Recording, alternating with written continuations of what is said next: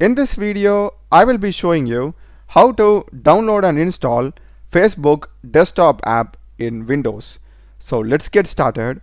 First thing, just go to search and type store. We'll be having the Microsoft Store. Open it, and here just search for Facebook, and we'll be having the first option like this. Select it, and here as you can see it has around 156,000 ratings and it's officially from Meta. So just simply click on get. This will take some time to download and install, so just be patient. So once it is done, you'll be getting here the open option, and if I go to search and type Facebook, I'll be having the Facebook app.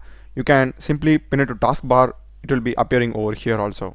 So now just open it and you can simply sign in and use it. That's a video, guys. Do check the playlist of my channel. There are a lot of videos in programming and AI tools. Subscribe me.